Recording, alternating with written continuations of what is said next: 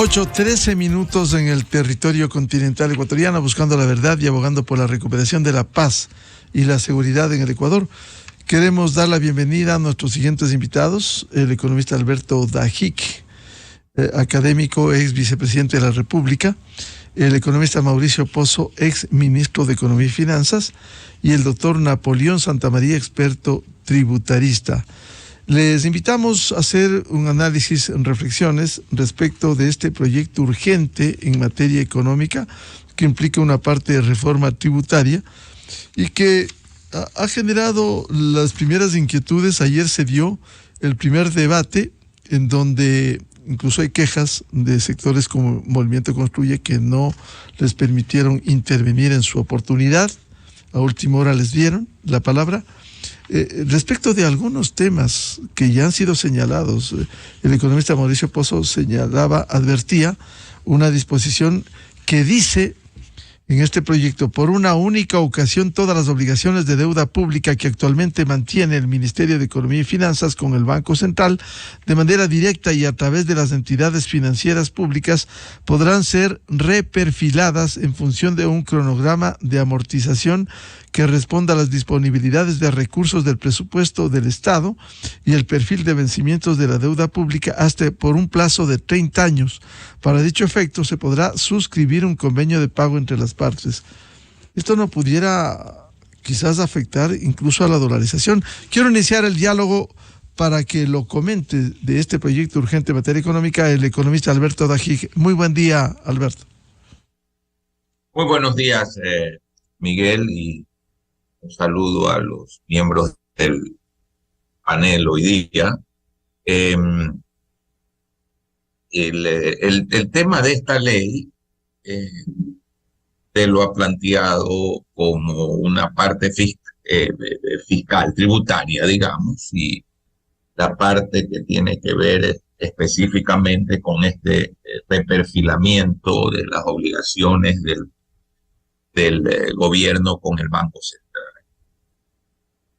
Se ha dicho de que esto es una ampliación del balance como se hizo en años anteriores. Pues técnicamente no lo es, porque no va a aumentar. Para ampliar el balance tiene que en un momento dado aumentar la cantidad de depósitos que el gobierno tiene en el Banco Central. El gobierno le entrega unos bonos, como se hizo en la época de la Revolución Ciudadana, y entonces el Banco Central le acredita una plata que realmente no existe.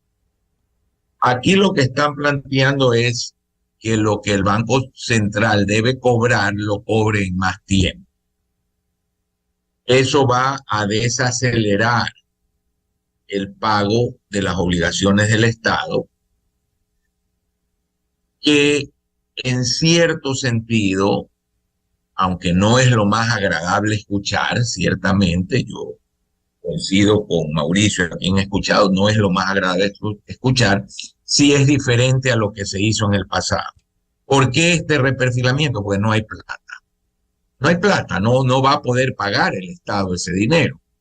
Y cuando este acuerdo se logró, cuando se hizo ese programa de pagos, fue antes de la pandemia, antes de la elevación de las tasas de interés internacional. En este año 2022, la elevación de las tasas de interés internacional aumentó el costo de la deuda, no con los tenedores de bonos, pero sí con los organismos internacionales y otras deudas, en casi 800 millones de dólares. Entonces, sí han habido factores que no se consideraron, no estaban presentes el momento en que se hizo ese programa de pagos, que hoy dificultan al Estado pagar. Pero el tema, Miguel, son todos variaciones de una misma canción. Si yo quiero mantener el esquema actual de subsidios, que son 10.000 millones de dólares, no voy a tener plata para sueldos, no voy a tener plata para pagarle al Banco Central, no voy a tener plata para invertir, no voy a tener plata para nada. Entonces, todas estas cosas, si bien yo creo que este reperfilamiento es mucho menos grave de lo que se hizo cuando sí hubo una expansión auténtica del balance del Banco Central, son igual aspirinas para un cáncer. Entonces el país tiene que de una vez por todas entender que no se puede seguir arriesgando una estabilidad económica que nos puede llevar a gravísimas consecuencias políticas, económicas y sociales, ¿verdad? ¿Y qué es eso? Mantener un sistema de subsidios cuyos dos más grandes componentes son el subsidio a los combustibles y el subsidio a los fondos de pensiones, que representa ese subsidio a los fondos de pensiones 3.200 millones de dólares. Entre los dos subsidios hay 8.000. No son sostenibles, pero no solo que no son sostenibles, están poniendo en serio riesgo la estabilidad de la sociedad ecuatoriana. Bienvenido al economista Mauricio Pozo, el ministro de Economía y Finanzas. Como ha señalado el economista Alberto Dajic, se puede poner en serio riesgo no solo la economía, con gravísimas consecuencias como una parte de este proyecto lo plantea, usted lo denunció oportunamente, respecto de esta posibilidad de tomar recursos del Banco Central del Ecuador, que no es del gobierno, no es del Estado, sino hay fuentes directas, como el de los usuarios del sistema bancario y financiero, o de los GATS, o de las instituciones públicas, o del Seguro Social. Economista Pozo, muy buen día. Buenos días, Miguel. Muchas gracias por la entrevista. Saludos a Alberto, le veo a Napoleón también participando en este evento. Tal vez empezar indicando que el diagnóstico que realizó el gobierno sobre la situación económica que recibía, a mi criterio, era bastante cercano a la realidad, con algunos pequeños diferencias tal vez, pero en general yo creo que era el diagnóstico adecuado. Sin embargo, las acciones que ha venido ejecutando y los mensajes que ha venido brindando no se compadecen con esa realidad, con esa situación. El proyecto de ley que se acaba de enviar a la Asamblea es un proyecto de ley que, si le da recursos, le brindará en el tiempo fondos, tal vez algunos más rápido que otros, como el tema de la amnistía, que no es tan sana, por cierto, y que algo le puede dar. Tal vez no en los montos que se le dio en el pasado, pero algo le puede brindar. Pero le veo como una decisión aislada, Miguel, no le veo dentro de un esquema integral compendiado de un programa económico.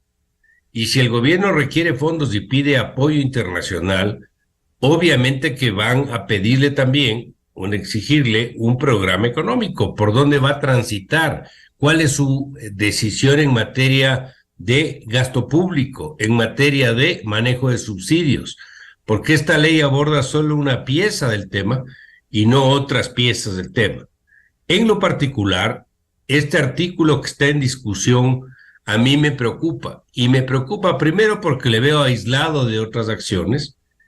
Si bien es cierto, le puede dar oxígeno y es entendible por el problema fiscal, pero me parece que lanzar la patada a 30 años es un exceso.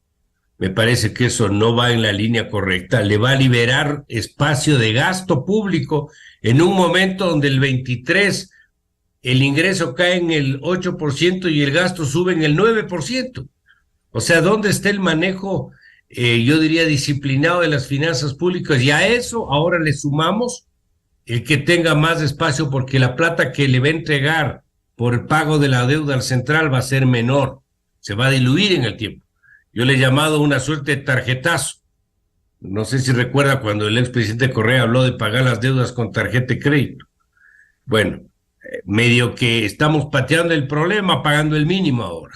Y eso obviamente le da al central una recuperación más lenta de esos recursos y por lo tanto no le ayuda en el calce entre activos y pasivos. Todo eso obviamente va en contravía con la propia dolarización. Pero los temas álgidos no se abordan. Un tema es el que acabo de citar, el asunto del gasto público, donde tenemos una bola de nieve que no se atiende. El segundo es que este año por intereses de deuda pública ya estamos hablando de 3,000 millones de dólares. Hay que buscar un acuerdo de mercado voluntario, obviamente, para darle un alivio a la situación, tanto con los tenedores de bonos, cuanto inclusive con la banca multilateral. Esto no es muy ortodoxo. Tal vez ahí los únicos que nos pueden ayudar son los argentinos, que han renegociado varias veces, pero hay que ver qué se puede hacer en esa materia. Ya es una deuda que concentra el 51% del total de la deuda externa. Ahí también hay que trabajar. El tema de los subsidios, estamos irracionalmente subsidiando precios. Si los subsidios no son para los precios, los subsidios son para los segmentos, para las personas, para las actividades, no. Porque cuando usted subsidia precios, no focaliza nada. Subsidia a todos, protege a todos, genera distorsiones, todos los embates del esquema nuestro de subsidios a los precios de los derivados. Y ya se lo hizo en el pasado, no es que no se lo ha hecho. El 20 teníamos, recuerde usted, un ajuste del 5% mensual, después se bajó al 3%, pero se mantuvo la reforma. El expresidente Lasso llegó al poder en una decisión que yo hasta ahora no entiendo, levantó esa reforma antes inclusive del problema de los indígenas de junio del 22. Pregunto yo, ¿para qué levantó la reforma? Si era con fines políticos le fue muy mal, porque en poco tiempo hubo el problema con los propios indígenas. Pero ese tema es un asunto que tiene que nuevamente regresarse. En ese sentido, me parece que la decisión esta, por ejemplo, del postergamiento de los pagos, es una decisión que abre una puerta peligrosa. Esto se unen cosas adicionales. Acuérdese que, por ejemplo, se acaba de hacer un acuerdo de liquidez entre la CFN y el gobierno para pasarle 150 millones de un crédito externo que iba para financiamiento de sectores para ayudar a pagar la nómina al gobierno. Mañana, digo yo, que otras entidades que tengan recursos o liquidez terminarán armando alguna figura para darle plata al gobierno. Y la raíz es siempre la misma. No adoptan las decisiones que correspondan en materia de gasto público, que sigue habiendo excesos por todas partes. Entonces, sumando a las cosas y no viendo árboles, sino el bosque, me parece que lo que se acaba de hacer es una decisión peligrosa, abre una puerta que no debieron abrir. Se trabajó mucho para protegerle al Banco Central de lo que ya se hizo en el pasado. Si bien esto no es que se toman las reservas de manera burda y directa, pero le están bypaseando por atrás con los recursos que se iban a pagar, peor a un periodo de 30 años, hasta entendería que sea un periodo más corto, pero acompañado de un programa económico, que es lo que no veo. Entonces, yo le podría en principio abordar esto de esa manera. No me queda tranquilo el asunto de las amnistías. Las amnistías puede usarse como un esquema poquito esporádico, pero no tan recurrente como el que estamos viendo, porque eso genera un incentivo perverso de decir, mejor me siento a esperar la próxima amnistía, ¿para qué voy a pagar? Y eso no es necesariamente sano. Pero en todo caso, el proyecto, a mi manera de ver, no resuelve los problemas de fondo y emergentes. Debe, creo, por lo tanto, acompañarse de otro tipo de acciones para que se tenga clara la idea de cuál es el programa y por dónde va a transitar el gobierno. Caso contrario, estaremos observando acciones aisladas y poco conexas unas con otras. Economista Pozo, ¿esto podría poner en peligro o debilitaría por lo menos la dolarización? Si usted no maneja el tema fiscal como tiene que manejar, si se sigue debilitando el sector externo, si esta puerta da pie para otras acciones, que ya no sea el plan Z utilizar la reserva, sino el plan B, obviamente que estaríamos jugando con la propia dolarización. El rato que usted no le da al central el recibo de los pagos por concepto de una deuda, en las proporciones tiene más dificultad de compensar los activos con los pasivos, vale decir las reservas con los depósitos, y esto debilita la dolarización. Hay que verlo en ese contexto y con toda la implicación de lo que podría venir hacia adelante. Bienvenido al doctor Napoleón Santamaría, experto tributarista. Hemos seguido algunas observaciones. Por ejemplo, uno de los temas que abordaba en las últimas horas Napoleón es el tema de amnistías, que el proyecto incorpora condonación de intereses y multas en deudas otra vez. ¿Cómo ve este proyecto y estos temas vinculados a la reforma tributaria? Buen día, Napoleón. Saludos, apreciado Miguel, un fuerte abrazo a usted y a través de estos micrófonos a Mauricio y al economista Alberto Bajín, y desde luego a todos los amigos que nos dispensan con su amable atención. Bien, Miguel, permítame comentar qué le falta a la reforma, ¿sí? Porque es que esto no es invento de los ecuatorianos o de los que estamos aquí sentados en esta mesa. Por esto, mire, hay mucha literatura, hay mucha doctrina, desarrollo. El mundo pasa pensando en cómo sostener las finanzas públicas de un Estado y acabar con este terrible mal que se llama déficit fiscal, que el Ecuador todavía lo ve como un problema de segundo orden. Pues déjeme comentarle qué le falta. Primero, fiscalidad integral, principio de fiscalidad integral en un país. ¿Qué es esto? Si es que vamos a trabajar bien en finanzas públicas, trabajemos régimen tributario y las demás riquezas que tiene el país. ¿Qué tiene el país? Petróleo. Miguel, le doy una noticia. Hoy amaneció el precio del barril del petróleo en 68. ¿Sí? Y el castigo del crudo oriente es 4 y el castigo del crudo napo es 8. Es decir, al menos el crudo napo ya está por bajo lo que tenemos presupuestado para el 2023, que era 75.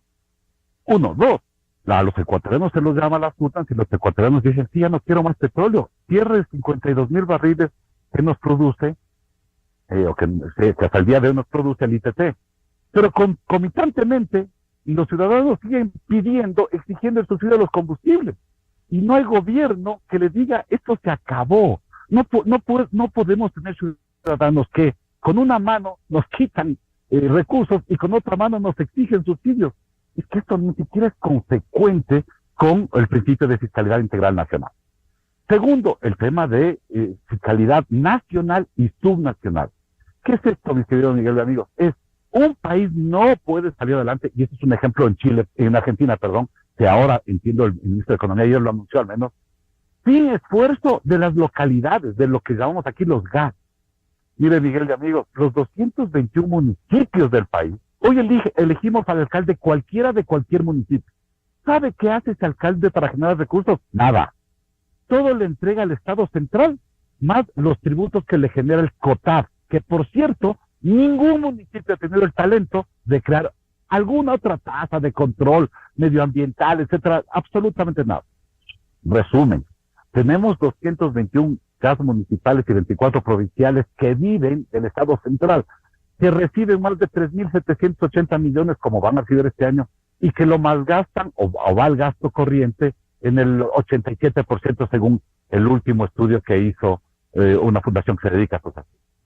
Entonces, ¿qué le falta al proyecto? También trabajar en calidad integral nacional y subnacional. Tenemos que exigir que los municipios le aporten al país. Si solo extienden la mano para pedir recursos, el país no va a salir adelante. Ahora sí, tercero, es que cuando se habla de reforma tributaria, Miguel, y aquí estará con su conocimiento Mauricio, el economista de aquí, se habla de tributos. Que, bueno, me he leído creo que 1,000 reformas a nivel mundial, y yo no encuentro una reforma tributaria que no hable de tributos. Y el tributo es o creo tributos, o mejoro bases imponibles, escúchese bien, o mejoro tarifas, escúchese bien, o mejoro créditos fiscales. Eso es lo que tiene que discutir el país. Les pongo un ejemplo. Aquí se está hablando de potencialmente subir el IVA en algunos casos. Yo digo, quien habla de una potencial incremento de tarifa del IVA, desconoce el manejo del crédito tributario del IVA.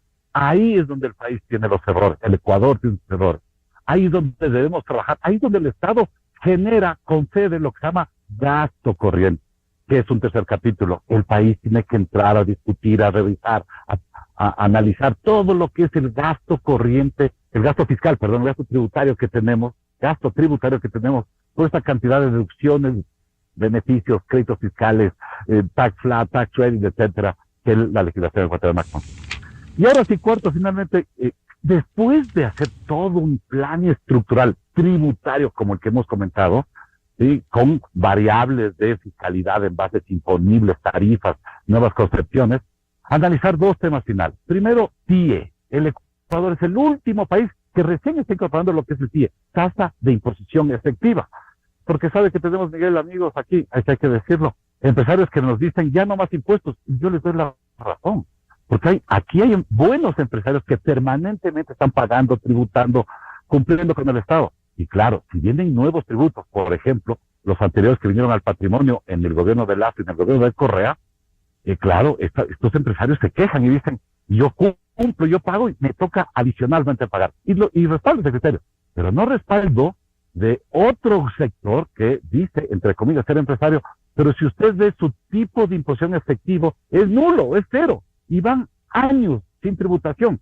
Entonces, nuevamente, el Ecuador no tenemos que hablar de reglas de fiscalidad, sino de efectivas contribuciones que nos hacen sectores o subsectores de la economía, y esto es un tema que el país todavía no va. Ahora, y finalmente, Miguel, permítame ahora sí contestar su primera parte de pregunta. Y ahora sí, amnistía tributaria. La amnistía tributaria no lo defino yo. El Centro Interamericano de Administraciones Tributarias, el organismo que mejor y más piensa sobre reformas tributarias, lo califica las amnistías tributarias como un beneficio perverso, óigase bien, beneficio perverso, que solo beneficia a los evasores, Miguel de amigos. Y en el Ecuador está sucediendo esto. Venimos con 7 amnistías en los últimos años. El mensaje para los evasores es, vea, no pague los impuestos, quédese con la plata, ponga en un banco, gane intereses y cuando venga la nueva amnistía, saca el capital y paga sin intereses. Pero usted ganó el rendimiento financiero que dejó en el banco. Esto es lo peor que le estamos haciendo a nuestro régimen tributario, desalentando el consumo, etcétera. Y sí me parece que aquí algunas autoridades, tanto del Ejecutivo como del Legislativo, se equivocan en los mensajes al país. Cuando le dicen, esto nos va a dar más recaudación, esto no da más recaudación. Esto técnicamente da siempre menos recaudación en cantidades. Lo que puede es anticipar la caja en reducida manera de lo que podía ganar el Estado hacia futuro. Y finalmente, sobre el concepto de la capacidad que vamos a tener de recaudar esto, yo le veo mínimo. El gobierno y el SRE anunciado que esto podrá ser 900 millones. Veremos si es que esto se aprueba, mi querido Miguel, si después de 150 días llegan 900 millones. Tenemos nosotros que no superará, y grave es esto como un archivo histórico, Miguel, no superarán los 500 millones, por varias razones. Ahí el SRI tiene cartera muy dura, muy difícil de cobrar, muchas empresas ya quebraron, ya muchas otras empresas, las grandes, por ejemplo, petroleras y mineras, ya resolvieron sus problemas en el 2021 con la última, el 2021 sí, con la amnistía de Moreno, y finalmente la coyuntura actual del país es que las empresas no tienen los recursos para sacar los fondos ni en 150 días pagar los servicios necesarios. Bueno, en conjunto, Miguel, mire, estos comentarios me llevan a concluir en algo que respaldo lo que decía Mauricio fundamentalmente. Es que yo, desde el lado tributario, como tributarista responsable que soy en el país, yo no veo ningún programa, ningún proyecto, ningún conjunto de ideas que le digan el Ecuador puede salir por este camino. Y eso sí me preocupa. Estos golpecitos en oscuridades para tratar de acertar a ver dónde está el plomo mayor, me preocupa frente a no tener un plan, un conjunto de ideas. Yo no digo que sean las mejores, las más válidas, las que dice X y Z. Lo que sí exijo es un plan, un programa tributario para sacar el país adelante. Economista Alberto Dajic, frente a este panorama, si en lo político, porque ha habido respaldo, ya se escuchó en el primer debate, respaldo a la ley urgente en materia económica del presidente Noboa, que gusta a quienes integran este pacto político, ¿cuánto va a solucionar el problema cuando hay acuciantes necesidades, incluso desde el pago de salarios de este mes, el 13º sueldo, va a seguir tapando huecos o va a producir graves consecuencias este proyecto en el inmediato plazo? Bueno, yo quiero primero coincidir con las dos magníficas exposiciones que se han hecho aquí por parte de mis dos colegas del panel. No hay un programa que se vea integral y por otro lado está sosteniendo un esquema tributario que no ve el bosque, que no ve la integralidad. Esto no va a resolver absolutamente nada, Miguel, porque es en el mejor de los casos, un anticipo de liquidez. Si usted tiene una empresa y usted vende su factura, usted está anticipando un ingreso que le va a venir después, o que le iba a venir después si efectivamente consigue descontar esa factura. Pero usted no está aumentando sus ventas, usted no está aumentando sus ingresos. Los ingresos aumentan si usted efectivamente consigue un nuevo cliente. Entonces aquí no hay aumento de ingresos. Aquí lo que hay es anticipo de cosas que yo hubiese cobrado a futuro. Pero volvemos al tema. Todas son variaciones de la misma cosa. Sostener un esquema económico cargado de distorsiones estructurales que no se quieren corregir. Por ejemplo, que voy a aumentar el empleo. Miguel, para que haya más empleo tiene que haber inversión. Yo necesito un chofer para darle empleo si tengo una nueva volqueta. Necesito un nuevo oficinista si he invertido en una computadora. Necesito un nuevo albañil si estoy invirtiendo en una construcción. Necesito un nuevo bodeguero si he construido una bodega. ¿El Estado está haciendo inversión? No. Pues ¿cómo va a hacer inversión si no tiene ni para pagar sueldos? ¿Y por qué no tiene para pagar sueldos? Porque el más importante gasto que hay en las finanzas públicas ecuatorianas son los subsidios. Si usted subsidia, no puede invertir. Si usted de su sueldo se lo gasta el remanente después de comer en fiestas, en bailes y en viajes, no puede comprar un nuevo departamento. Si usted ahorra, puede comprar un nuevo departamento, que es una inversión. Entonces, la ley no puede generar empleo mientras no haya inversión, y la inversión el Estado no la puede hacer. Y el sector privado tampoco. ¿Por qué? Porque la estructura de tasas de interés del país canaliza el crédito hacia el consumo, no hacia la inversión. Consecuencias, no invierte el sector público, no invierte lo suficiente el sector privado. ¿Por qué va a haber generación de empleo? Porque una ley así lo dice. Entonces, lo mismo que salga una ley en que le exoneran en Durán, dolorosa realidad ecuatoriana, le exoneran en Durán todos los impuestos y le dan además un 3% de bonificación el Estado por sus ventas. ¡Qué maravilla! Usted iría en la situación actual de Durán a poner un negocio ahí porque hay ese incentivo. Cuando lo pueden matar, vacunar, secuestrar, no. Entonces, o entendemos que el Ecuador necesita un acuerdo de todos los sectores para enfrentar sus grandes retos, o no vamos a resolver los problemas y la situación del Ecuador se va a ir agravando y agravando.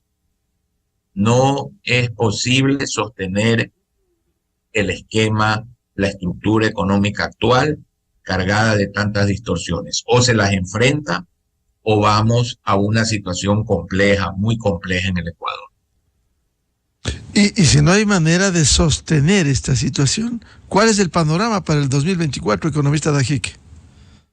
Bueno, será casi imposible que la Seguridad Social pueda ya pagar sus cuentas de gastos médicos, de derivaciones, de proveedores.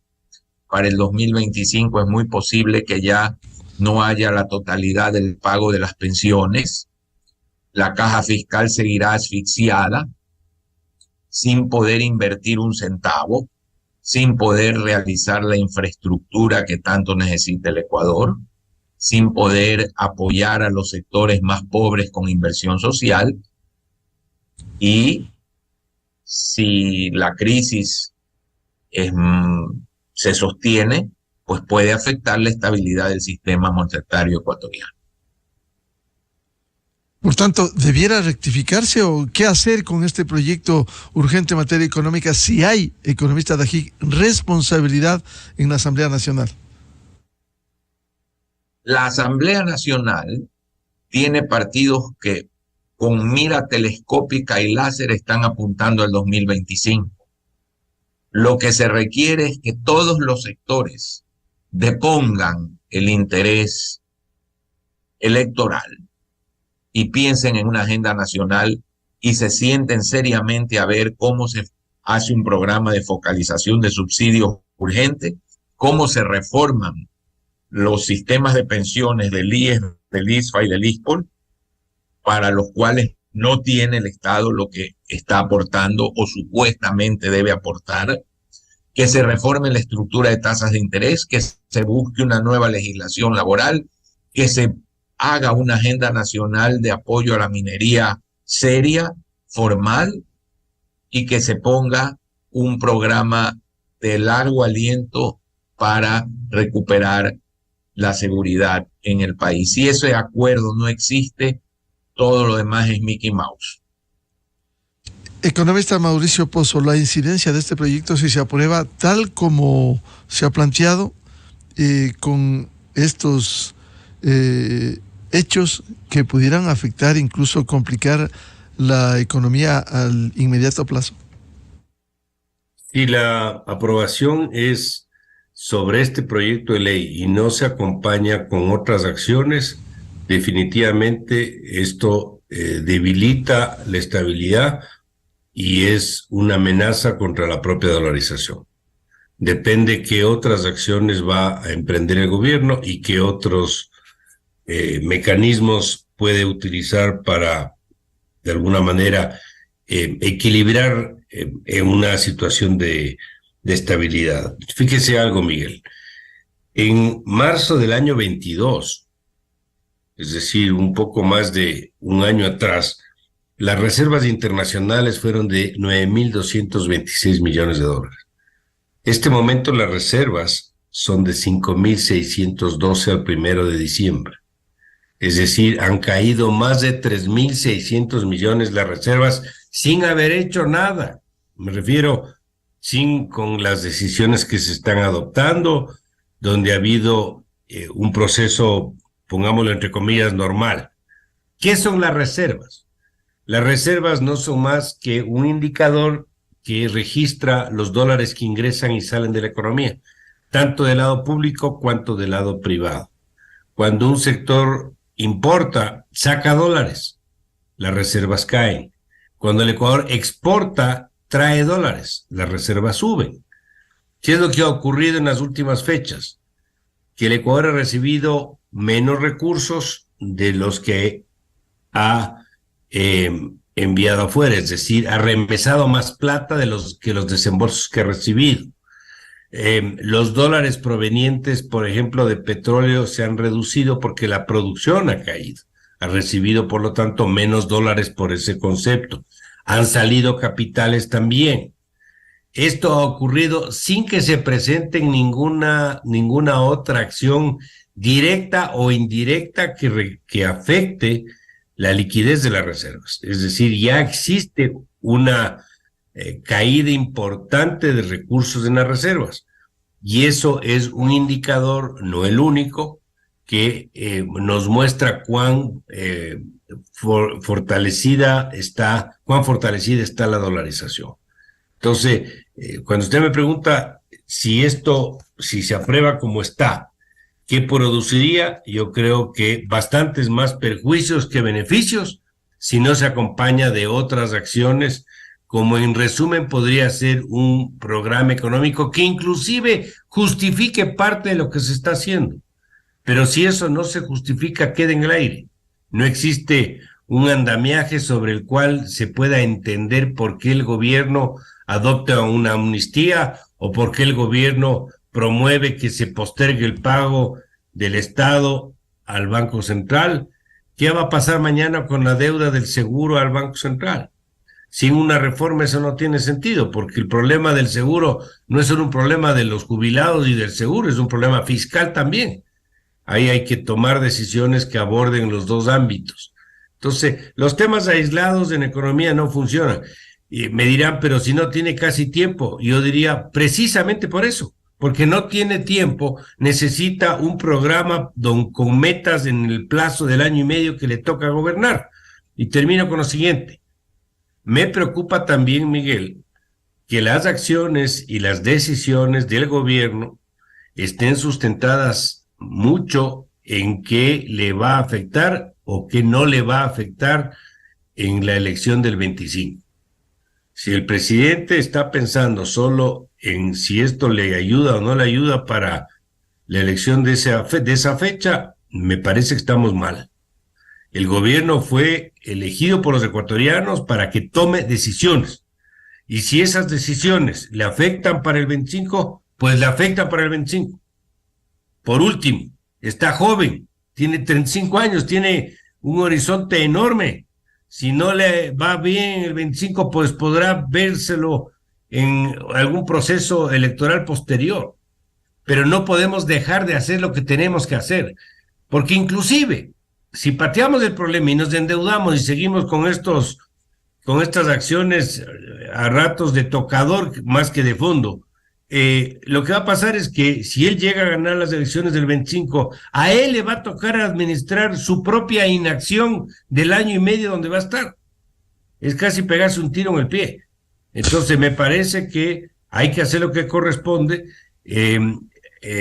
Aquí la decisión es cómo vamos nosotros a manejar las cosas hacia adelante, si no hacemos lo que tenemos que hacer o si hacemos lo que tenemos que hacer. Economista Mauricio Pozo, uno de los reclamos ha sido cuál es el programa económico de este gobierno, y usted decía hay que acompañar con acciones a este proyecto. ¿Cuáles serían esas acciones? Uno de ellos citó el economista Dajik, el caso del IES. Este es un problema serio.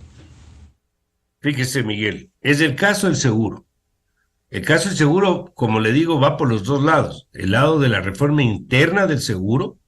En pensiones ya hay un trabajo adelantado que creo que es un buen insumo. El tema de la parte de la salud del seguro que no hemos abordado, pero que es otro problema. Y el tema de la responsabilidad del aporte del Estado en el 40%. O sea, hay que trabajar por los dos ámbitos. Tema seguridad social. ¿Qué más tengo que hacer? Tema del gasto público. No puede ser que sigamos con esta bola de nieve que no tiene fin. 3, yo a veces me da hasta molestia escuchar las empresas públicas. ¿De cuándo acá el Estado tiene que tener empresas públicas? Si no, ese no es el rol. El Estado no puede ser empresario. ¿Qué hace el Estado vendiendo gasolina, administrando hidroeléctricas? ¿Qué hace el Estado teniendo una empresa de telecomunicaciones mal administrada, etcétera? Tiene que tomar una decisión sobre el particular, porque eso lo que hace es expandir el gasto y no destinar a lo que realmente tiene que destinarse. Entonces, el tema de gasto es otra acción que tienen que emprender. El tema de los subsidios, ya lo conversamos, es un tercer ámbito donde tiene que trabajar. El asunto de la deuda es otro ámbito que puede mejorar. Y yo, sinceramente, yo hubiera empujado una reforma laboral con la alianza política antes que esta reforma que se acaba de enviar. Pero bueno, estamos donde estamos. Y ponerse esas metas que para el periodo de gobierno de 4 años creo que es bastante. Y si lograr avanzar en esos temas, creo yo que habría hecho un buen aporte al país, a pesar de que no le aplaudan, pero creo que es responsable lo que podría ejecutar en esos ámbitos. Doctor Santamaría, ¿qué debiera hacerse frente a este proyecto? Si lo van a aprobar en la Asamblea Nacional, ¿cuánto se gana? Si aquí se exige un programa económico claro, que refleje y dé confianza, acompañado de medidas. El caso del seguro social, que es un tema que hemos hablado tanto y que realmente sigue su deterioro sin tomar acciones para parar este proceso de deterioro. Miguel, un pequeño comentario político ahí. El tema es, no sé cómo se va a aprobar. Por ejemplo, las fuerzas del correísmo han venido sosteniendo durante casi un discurso de 8 años que hacer amnistías es terrible, que es regalar la plata a los banqueros y a empresarios, etcétera. Entiendo que ellos votarán en contra. O sea, en consecuencia, 8 años de un discurso que denostaba las amnistías, no creo que la apoyen. 1, 2. Ya otros sectores, un poco con mayor conocimiento de la causa, Construye, etcétera, algunos movimientos ahí ya se han pronunciado en contra de la amnistía. 3, para consumo de todos, es en el primer debate se amplió la amnistía. Ya es una feria de amnistía, porque también se incorporó las amnistías de todos los GATS municipales. Y ojo, Miguel, no se necesita ordenanza municipal, no. El señor Aquiles Álvarez mañana, que aprueba la ley, puede, mediante una resolución del alcalde, acogerse a la amnistía y conceder amnistía de todas las obligaciones que haya en Guayaquil. Lo mismo Quito, Cuenca y los 220 municipios. 3, también se amplió para todas las obligaciones que se tienen con la Agencia Nacional de Tránsito, vinculadas sobre el tema de matriculación vehicular. Y finalmente, porque era inaceptable, Miguel y amigos, que no les condonen los intereses a los estudiantes becarios deudores de lo que era el ex-IES, ¿sí? El Instituto Ecuatoriano de Crédito Educativo y Becas. Y entonces también se le amplió la amnistía para esto. Recordemos que hace 3 meses la Corte Constitucional le dijo que no a esta amnistía. Entonces era impresentable para un país que no les amnistíen a nuestros educados que tuvieron la oportunidad de posgraduarse con un crédito del Estado, y sí a quienes no cumplieron sus obligaciones con la administración tributaria. Entonces, este tema es casi indigestible, ¿no? Es imposible, al menos alguien que maneje estos temas y esté vinculado a la academia, pueda digerir fácilmente esto.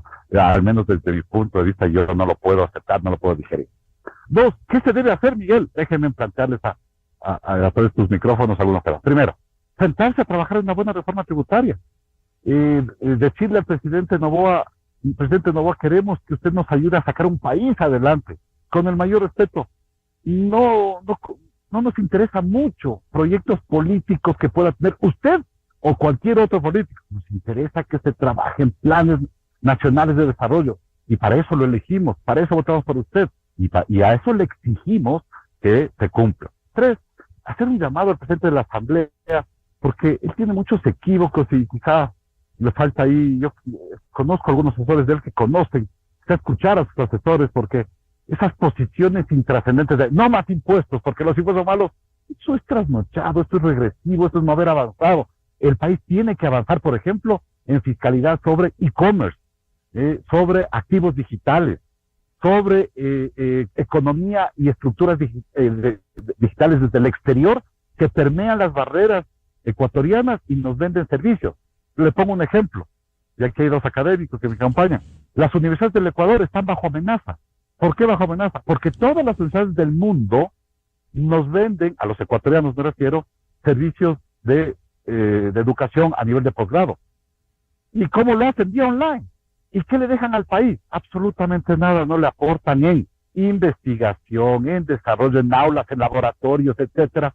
Y entonces ahí tenemos un serio problema que otros países, como por ejemplo Chile, lo han corregido vía fiscalidad. El Ecuador no. Entonces quizá ese te se llamaba. Ahora, y esto nos llevaría, Miguel y amigos, a sentarse a construir una verdadera reforma tributaria que incluya todos estos buenos conceptos que se han convertido en esta mesa de diálogo. Pero en la coyuntura, Miguel, déjeme plantear 3 acciones urgentes. Primero, el ISD, impuesto a las salidas de divisas, hoy día es el 3.5%.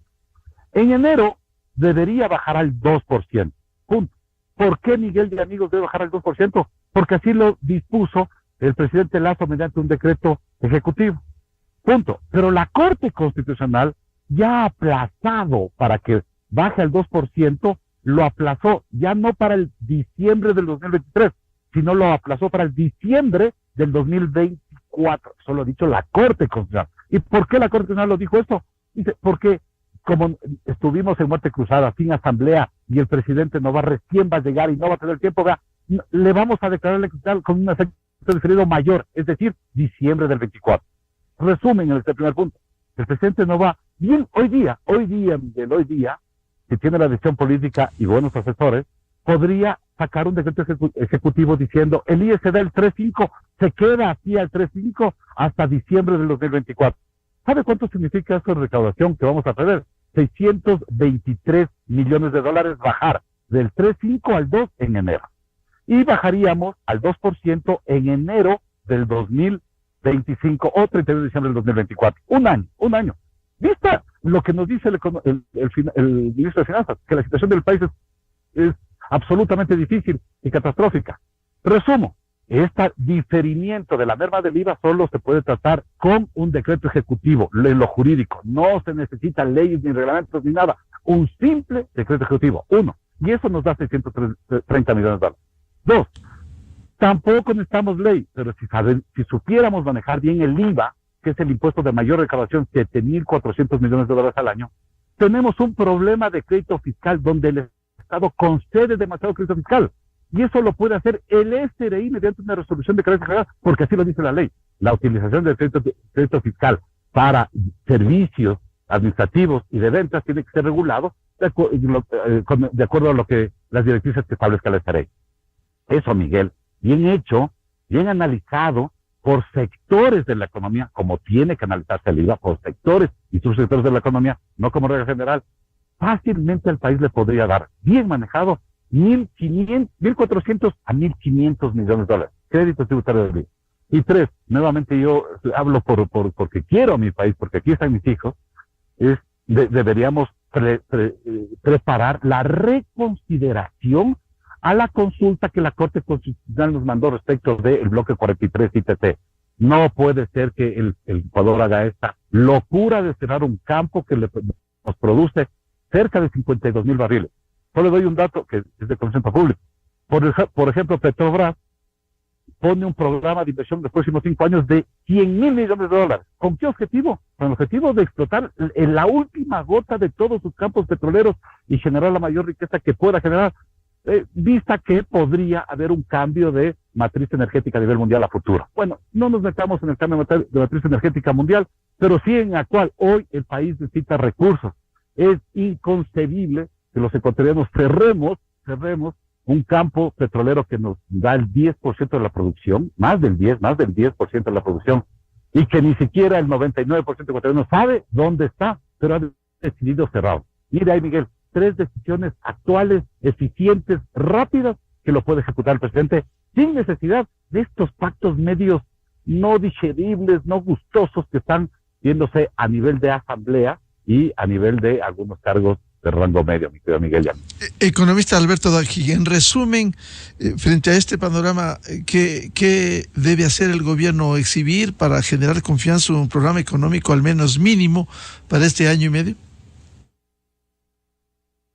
El programa económico es simple, ataque las 6 cosas que hemos mencionado, un programa de focalización de subsidios, una discusión para las reformas de la seguridad social, nueva ley de contratación laboral, nuevas leyes laborales, programa de apoyo a la minería, reforma de estructuras de tasas de interés y reforma fiscal. Y usted entonces tendrá las bases para algo sólido. Si no, serán parches, tratar de curar con aspirinas un cáncer. Economista Mauricio Pozo, en definitiva, ¿por qué no el gobierno establece al menos un programa económico mínimo para afrontar en esta primer año y medio de administración? Creo que mientras más rápido adopte decisiones, mejor. Pocos objetivos que puedan ser alcanzables en el periodo de gobierno, no necesariamente a plenitud de resultados, pero ya habrá puesto el carril o el tren en el carril que corresponde, habrá encarrilado la situación y creo que le habría hecho un aporte importante. En enero del 2003, recuerdo, Miguel, yo estaba en funciones públicas y el expresidente Gutiérrez firmó un decreto ejecutivo congelando los salarios del sector público por un periodo de 3 años. Creo que puede adoptar decisiones desde el lado del Ejecutivo que ayuden a frenar esta expansión de gasto público que no tiene razón de ser. Y voy a lanzar un tema que es políticamente bien complicado. ¿Usted sabía que de los 4.000 millones de gasto de capital del presupuesto 2.800 que está en esa cuenta es el monto de las transferencias de gobiernos seccionales, prefecturas y municipios? A mi criterio, esa plata, primero, de gasto de inversión tiene poco. La gran mayoría es para la operación de los municipios y las prefecturas. Y segundo, esa plata es sin rendición de cuentas. Esa plata se va y no sabemos qué hacen, cómo se gastan, en qué se gastan, no sabemos nada. Ahí también, creo yo, no es un tema simple, pero se puede empezar a trabajar. Hay demasiado dispendio, y si eso, por cierto, fuera para realmente inversión, sería un mecanismo de empujar la reanimación económica. Pero en este momento no tenemos realmente control sobre la plata que se va por ese concepto. Ahí, creo yo, algún rato ojalá se pueda plantear otro esquema de envío de recursos, pero con una rendición efectiva de cuentas y no lo que tenemos en este momento. Entonces, esas son algunas, creo yo, acciones que se podrían emprender en el periodo que le queda al gobierno. Doctor Napoleón Santamaría, un programa económico mínimo para este año y medio que permita dar certezas y no incertidumbre como ha comenzado a generar solo este proyecto urgente.